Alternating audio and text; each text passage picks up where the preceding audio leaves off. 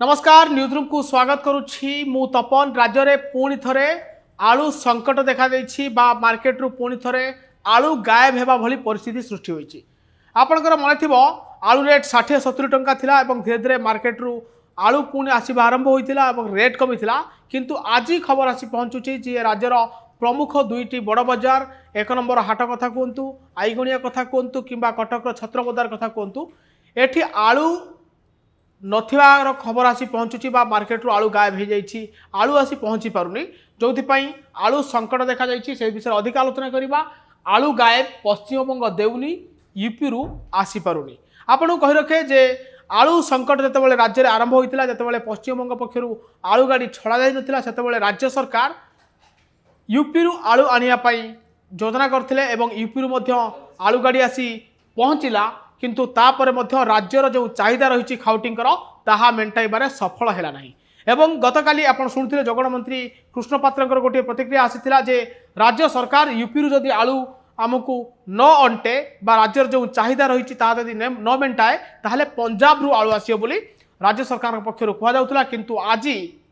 आलू को नहीं गोटे बड़ गोलमालिया परिस्थिति सृष्टि होइछि राज्य में आलू संकट देखा देइछि एवं यदि पश्चिमबंग आउ यूपी रु आलू आसे ताहले राज्य सरकार को बा खाउटी मानक ऊपर यह केते प्रभाव पकाइबो एवं आलूर मान को नहीं मध्य भिन्न भिन्न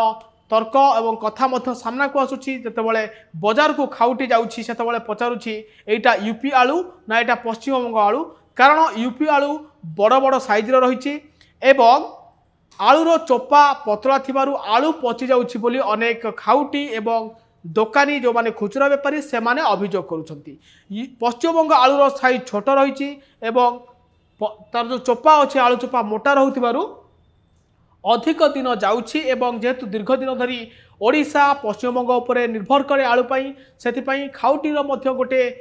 आलू टेस्ट को ने खाउटीर मध्य गोटे चाहिदा रही सेथिपाई पश्चिमबंग आलू को अधिका लोक खोजुचंती एवं यूपी आलूर चाहिदा कमिछि मार्केट रे जोथिपाई कि यूपी आलू नेबा को ग्राहक माने पसंद करूना जार परिणाम आलू गोदाम रे आलू मध्य पचिवा खबर मध्य आसुची किंतु आमे एबे चर्चा करिबा जदि पश्चिमबंग रु आलू एबे न आसुची जदि अलगा राज्य रु आसुची यूपी रु आसुची किंबा पंजाब रु आसुची राज्य सरकार को बा जो माने आलू गोदाम को जो माने आणुचंती आलू गोदाम मालिक माने तांकु केते अधिक पैसा पड़िबो जार सीधा सड़क प्रभाव खाउटी मानक ऊपर पड़िबो आपन को कहि रखे जे ओडिशा प्रति वर्ष 13 लाख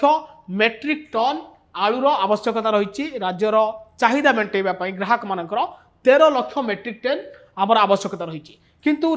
आम राज्य में आलू उत्पादन केते परिमाण होची मात्र 3 मेट्रिक टन आलू उत्पादन करुछि ओडिशा एवं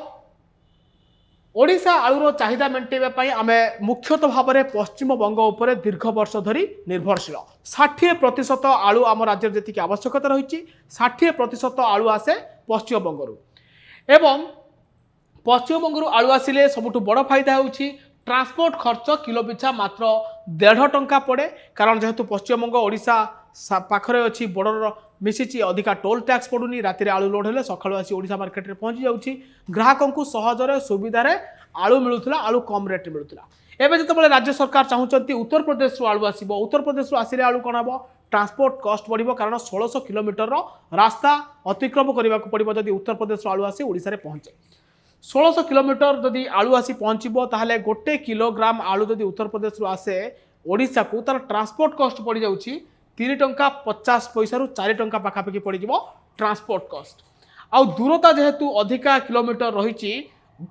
गोटे आलू गाड़ी बा गोटे आलू ट्रक जदि ओडिशा रे पहुंचबो ताहले जो 1600 किलोमीटर रास्ता दे अतिक्रम करके आसीबो पाखापाखि गोटे आलू ट्रक को 12 रु 14,000 टंका टोल टैक्स देबाक पड़िबो जार सीधा सड़क प्रभाव पड़िबो कहा परे गोदाम मालिक मानक ऊपर पड़िबो आउ ता सेही तुलन रे बाजार रेट मध्य बढ़िबो एवं आलूर रेट मध्य बढ़िबो पंजाब होउछि उत्तर प्रदेश ठुर आउरी दूर ओडिशा तुलन देखिले तो सेठू भी आणले पाखापाखि 4 रु 4.5 टंका पड़ पारे किलो प्रति जदि यूपी आउ पंजाब रु आलू आसे ताहले ओडिशा उपर अधिक बोझ पड़िबो खाउटी मानक उपर अधिक पैसा देबाक पड़िबो आ गोटे बड़ कथा होउछि जदि 1600 किलोमीटर अतिक्रम करी आलू गाड़ी रे आलूटी आसीबो 3 रु 4 दिन लागिबो तक पहुंचिया पई ओडिशा रे तो ये जो वर्षा खरा खाई के आसीबो आलू मध्य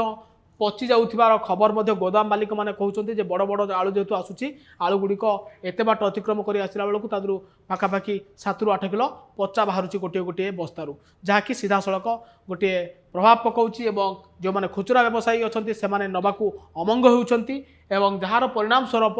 मार्केट रू आज आलू गायब हो जाइछि एवं पुणी थरे एही बजार दर आलूर एबे 60 छुईलाणी। ये आलू संकट रू